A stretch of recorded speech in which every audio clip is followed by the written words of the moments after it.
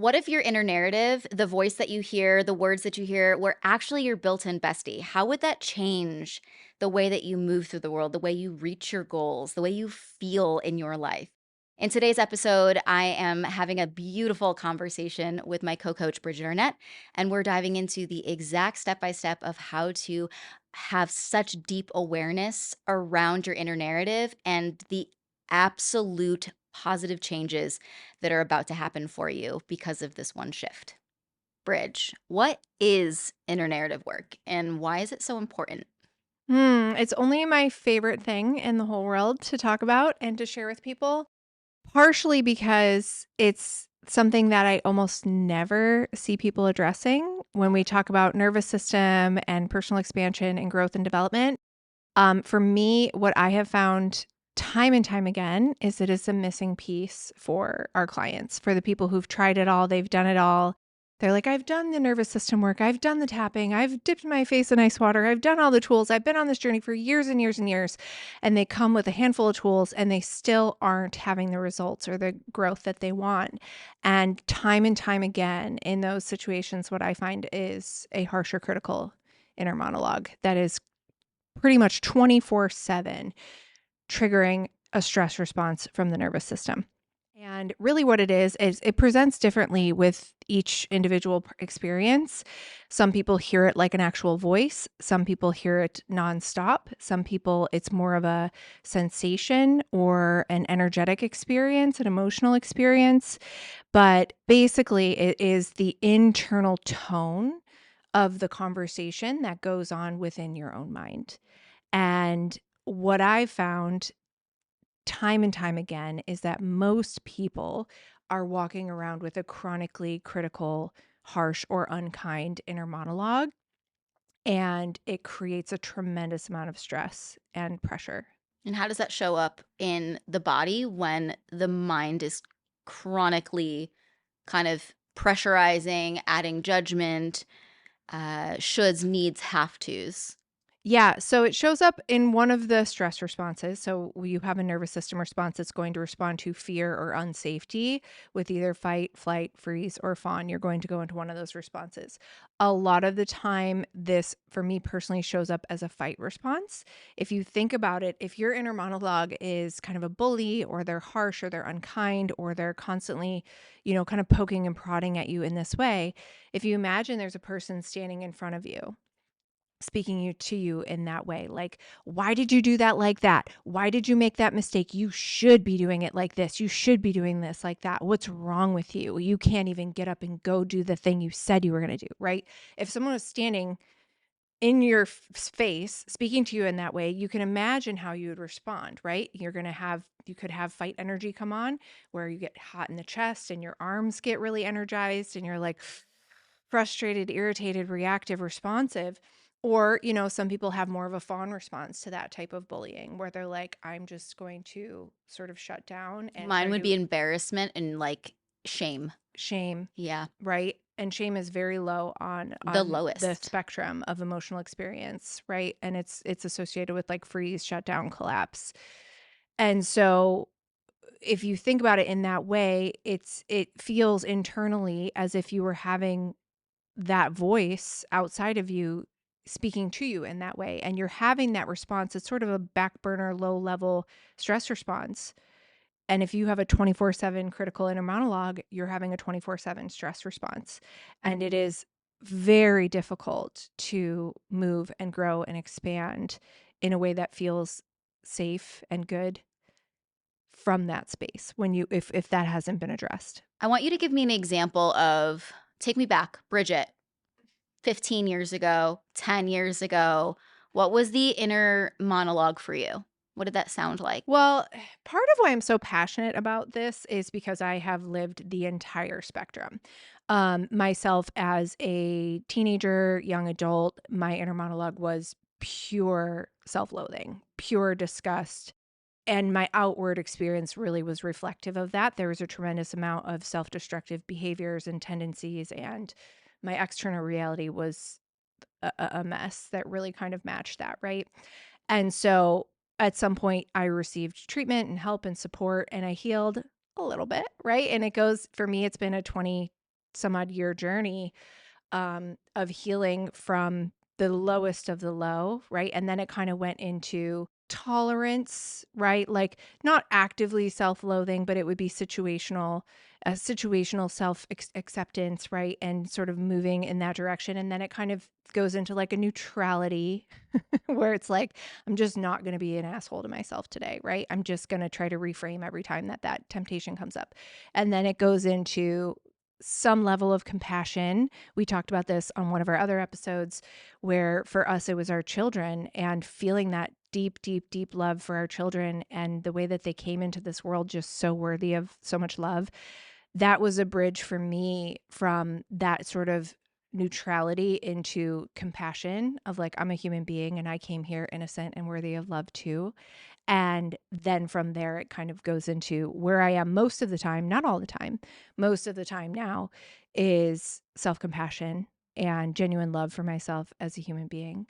And it's been a journey of really being dedicated to it because for me, it was an uphill battle every step of the way. There was nothing natural about loving kindness towards myself. And you have to really want it. But when you get there, like it's worth fighting for. It really is worth it's so worth it. Yeah, I think for me it was a very similar situation in terms of the self-loathing.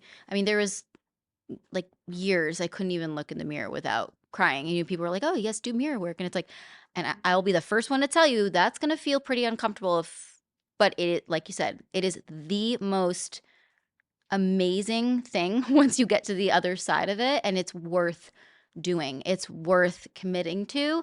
I mean, there's like years where I wouldn't even be able to look in the mirror, have conversations, make eye contact with myself. It was very critical. It was very harsh. And I tell our clients all the time, I go, it's one of the most beautiful experiences to now train your inner narrative to be the one who loves you most, to be the one who cares for you most, to be the one who will tell you, hey, I got you. It's okay. You're doing so great. It's okay that you're a beginner. It's okay that you don't have the answer. It's all right. It's okay. I think that part has been probably one of the most fundamentally important for me in terms of being able to get to where I was years ago to where I am now. And I think even when we're in conversations, you'll hear me or I'll hear you and we'll stop and be like, well, that wasn't, so wait, hold on. Let me take a beat. Hold on. That was kind of rude. I'm so sorry. I'm so sorry. And we feel so comfortable around each other to have those conversations, but it really is in the moment when something comes up. Oh, okay. Hey, I was out to lunch with my mom, and I remember her saying something, and I go, "Hey, can you not talk about my mom that way? Ah, I love her. Like, don't say that." ah. Sorry.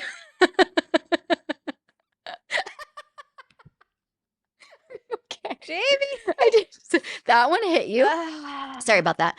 it's just so sweet. Okay, You're doing great. I'm good. Yeah, so I sat are you sure? You're good? Okay.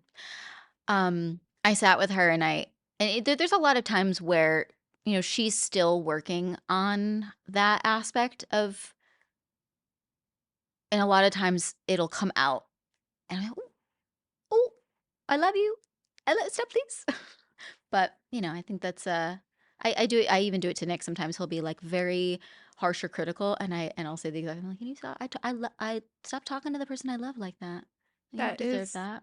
the most beautiful, loving way to reflect back to someone that you love and care about.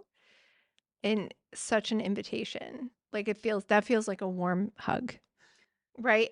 Instead of being like, you shouldn't talk about yourself like that, right? And then it just kind of contracts. Like that is the most welcoming, beautiful way I could ever imagine to have that conversation Nice with little somebody. invite. Yeah. Nice little invite.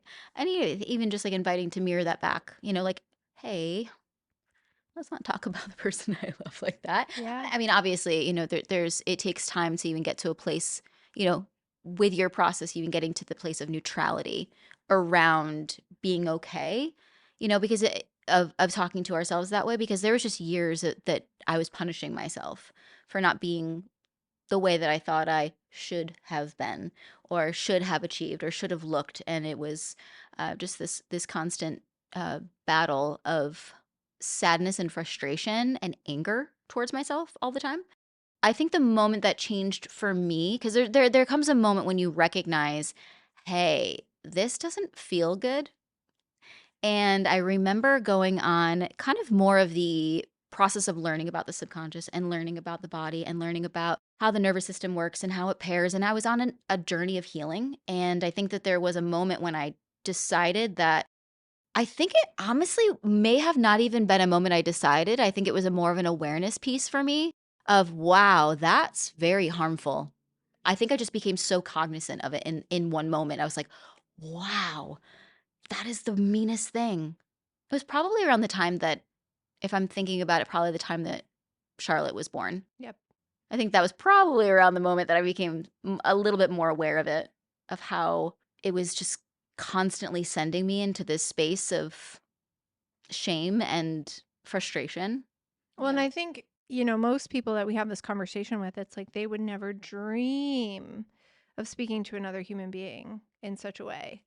But yet we've completely become accustomed to just being so critical and so unkind inside of our own mind. And it's a habit. It's a habit. It's neural pathways. It is something that we picked up somewhere along the way, and we just kept doing it until it became second nature. And the good thing about that is that you can choose a new way of interacting inside of your own mind. I want to tell you a story because I think that when you had said, like, there's a moment when you start to pick it up, right? And this could be your possibly your upbringing, surrounded by people who are maybe self-critical or critical of you, or constantly trying to push you to be better, and it kind of translates into this inner narrative of be better, do better, you should be better, that type of situation. I'm not There good enough the are way that I am. exactly, Right. exactly. And I remember, you know, my youngest was sitting next to me on the couch, and I was having a difficult moment, and I'm very honest with my family when I'm having a difficult time. I cry openly in front of them because that was never mirrored to me. Growing up, there was really never any talk about emotions or facilitating or accepting or being aware of or moving through emotions.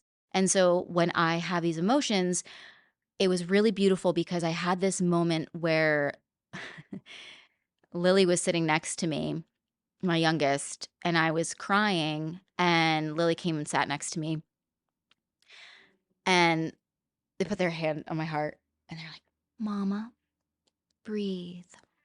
You're gonna be okay. Do you need a hug? I'm right here." And it was one of those moments where I just thought, I was like, she's mirroring exactly how I support her in those moments. And I heard it not just mirroring it to me, but even in the moments when she's feeling like she's having a difficult time learning something or a difficult time doing something, I will always say, "Who's the smartest?" She goes, "Me." I'm like, "Who's the sweetest?" "Me." And it's really just constantly mirroring that back to, "I'm good enough. I'm good enough, and Good gosh enough? darn it, people like Yeah. me," or whatever that is. But it's really amazing to be able to see it in a 7-year-old and how caring and loving and how it's mirrored back to self. That's our natural state Yeah, until something comes in and messes distorts it. it's just like, hey, Yeah. messes with the system.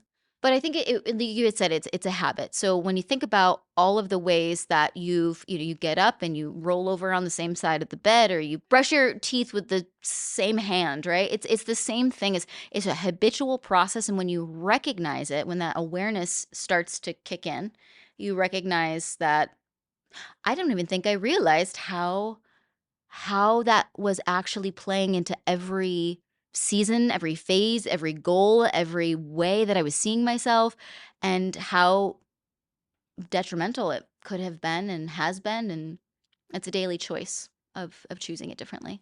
Yeah, one of the things is the biggest piece I think is awareness too, because many times working with clients, they're like, I don't have that. Like, I love myself. I don't have a harsh inner monologue. I don't have that issue. And I'm like, okay.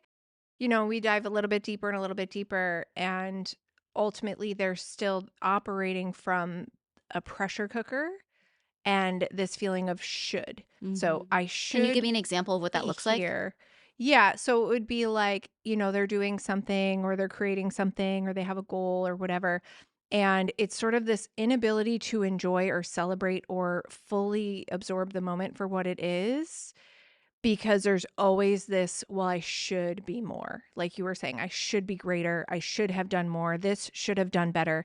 And it's sort of this like ever moving goalpost, and you never really get to enjoy the fruits of your work and your effort, because there's just this omnipresent like should energy. And that can be one of the sneaky ways that a critical inner monologue can show up, because maybe it's not a voice.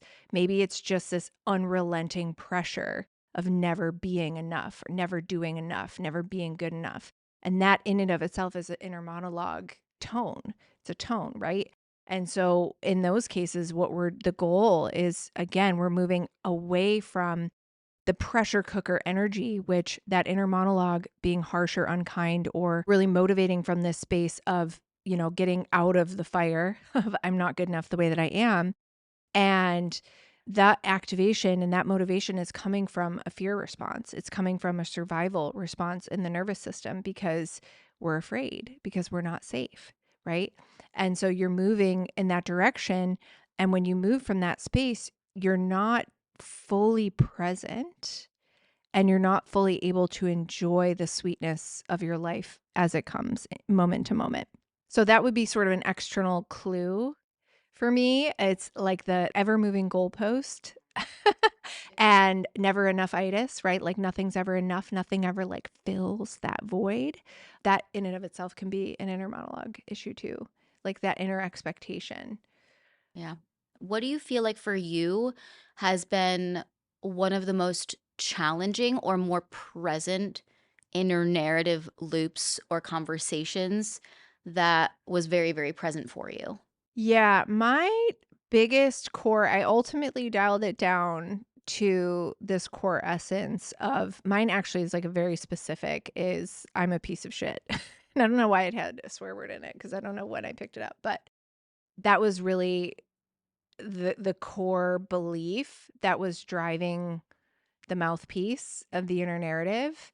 And so I think that's the fear that creeps up, is like, if I would make a mistake or I would be not perfect in something I was attempting to do, it was just this, see, this is why, because you're a piece of shit. Why would you be able to do that? Right.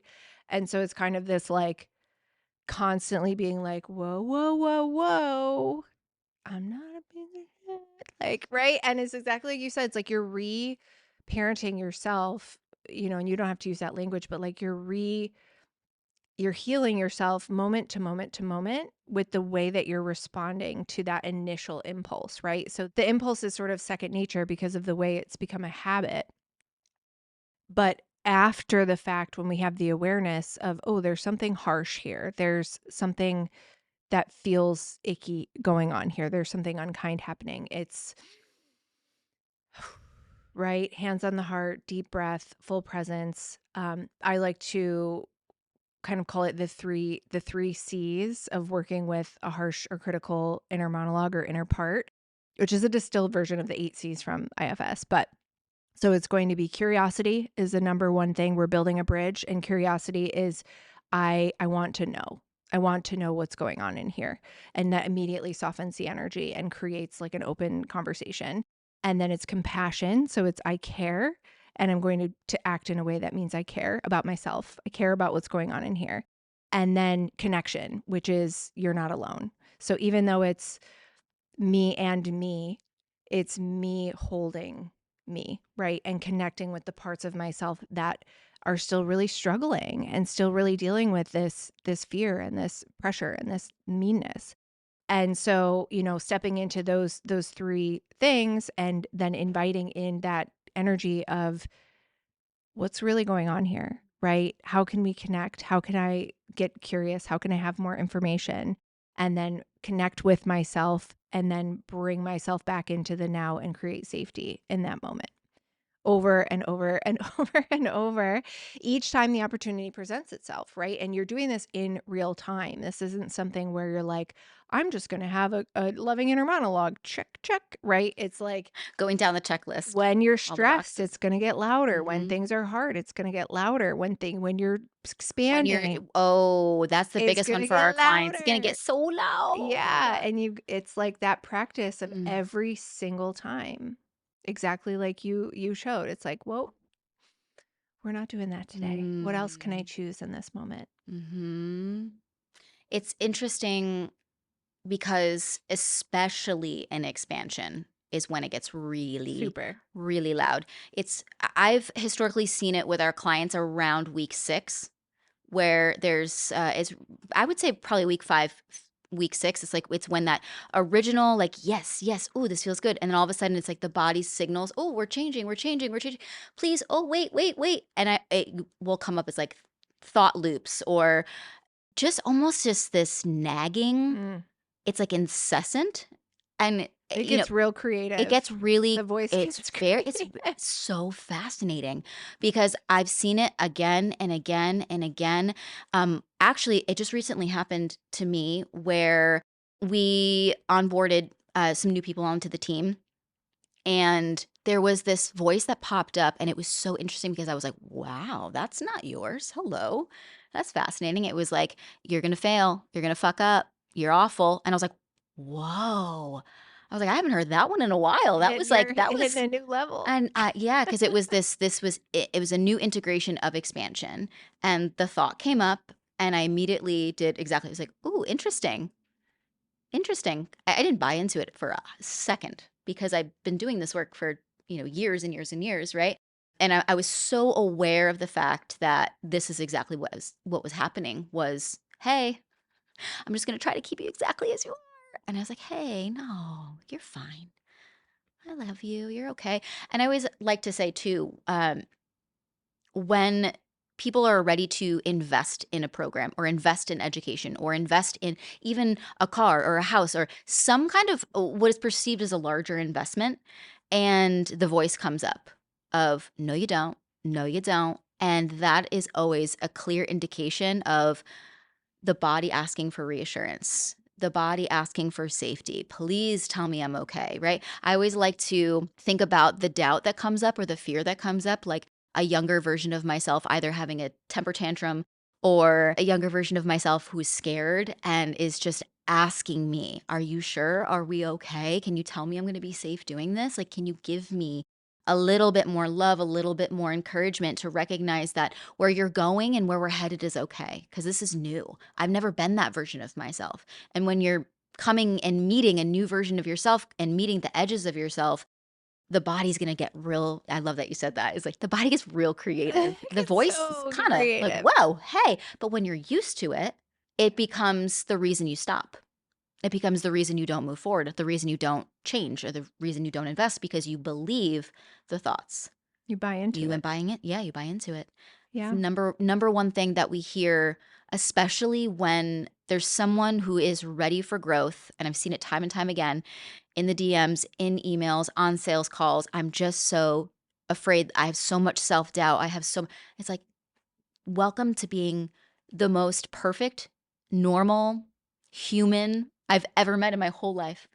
Yeah, and the Congratulations. difference there is like this happens to almost everybody. I've never met anyone who Mhm. wasn't dealing with this to some extent or another. And the difference between the people who are able to really grow and expand into these levels is like they do this work and they do the reprogramming and they do the rewiring and they bit by bit by bit are, willing to it's like you become aware of that's a fear and that's a doubt and it's a mouthpiece for really what it is. It's exactly what you said. It's the nervous system is always seeking more safety, right? So if you think about it through that lens, which I think helps to dissolve the frustration and even the narrative that it's self-sabotage, because I think that can be a harmful narrative, is it's really what it is you've stepped too far outside of the comfort zone, the familiar zone, and the nervous system uses the voice as a mouthpiece to say whatever it has to say to get you to crawl back into that place that you just came out of, right? I always see it as like a cave, like where it's like you walk too far out of the cave and they're like, here's a saber-toothed tiger, get back in here, right? That's how I see it.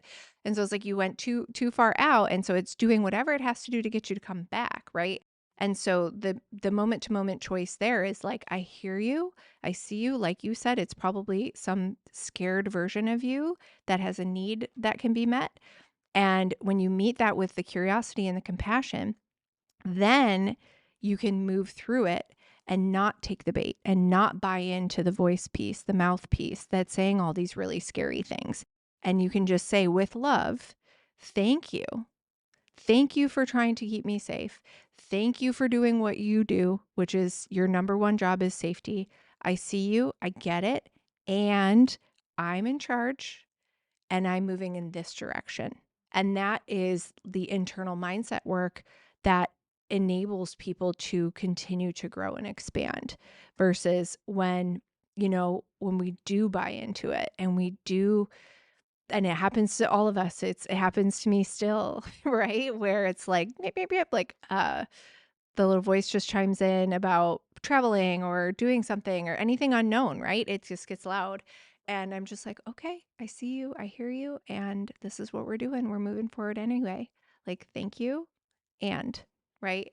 And That's a perfect way of being able to move yourself through it. yeah, I hear you. It's the awareness. Hello, hi. Because when you don't have the awareness, right, any level of growth in your business, in your relationships, anything, you have to have awareness. Because without it, you're just in a response, in a reactive state to whatever the unconscious is communicating to you, right?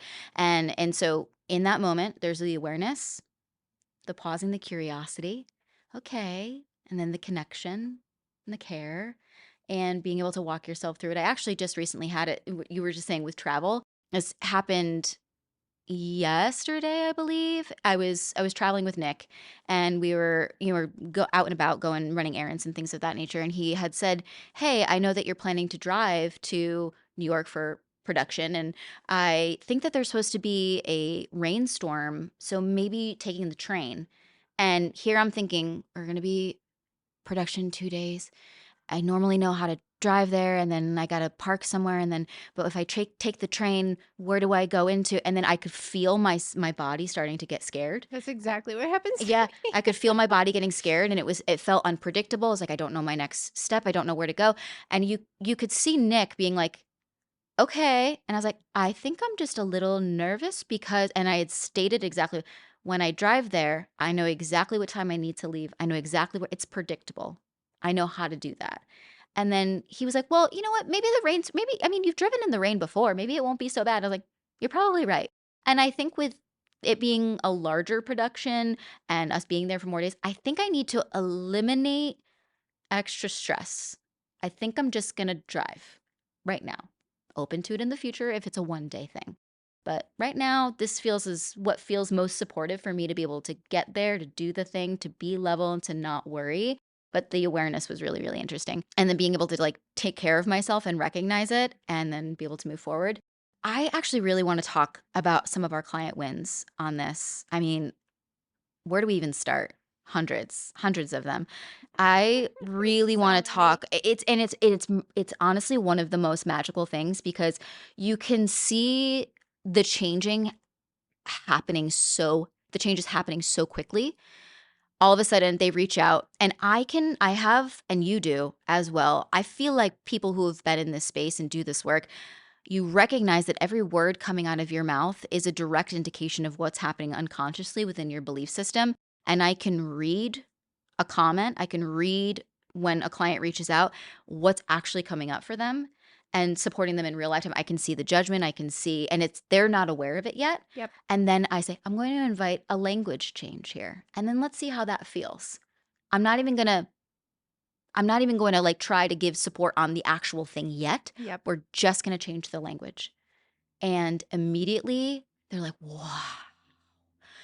I don't think I realized how much better that feels, right? You use the empowering language versus generalizing language, which is like always, have to, need, should, or the generalizing language of like, no one will buy my things or everyone does this. There was one recently where a client had reached out and wanted to do market research, and she had asked, she's like, Jamie, I don't know how you do this because no one wants to get on the phone these days.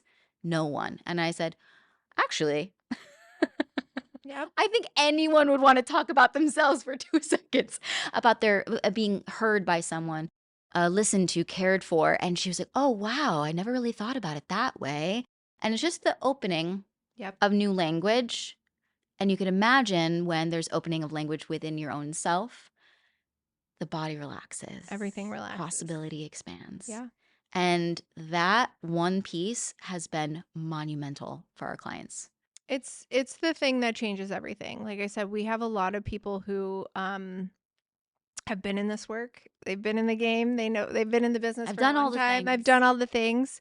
And there's a few things that we teach that are different and unique. And this is for sure one of them. And I consider it to also be foundational. We just had a client yesterday who was like her whole experience of life and the way that she's interacting with life is different. She moved in a very short time. She moved from being exclusively pressure based, like I have to achieve this external result and it has to be XYZ amount. And if I don't feel that, if I don't achieve that, I don't feel okay, right? Like in codependent to the external results in order to source wellness. And within the last few months, that whole operating system has shifted into she's like, I just feel amazing. I feel amazing all the time. I feel so empowered. I feel so alive. I know that everything that I'm creating right now is so lit up and so from my purpose and my passion that I don't even care. Not that she doesn't care, but she's not clinging to the results in order to source wellness. She's a wellspring of internal vitality and wellness in and of herself, and then creating from that space. And it really has been a lot of that is the inner monologue work and the inner monologue shifts that creates that freedom to where you're stepping out of this like 24/7 vice grip that's creating so much pressure in your system into this like freedom and spaciousness and deep breath and ability to relax. And when you are able to create from that space, that's when you can really start to feel good.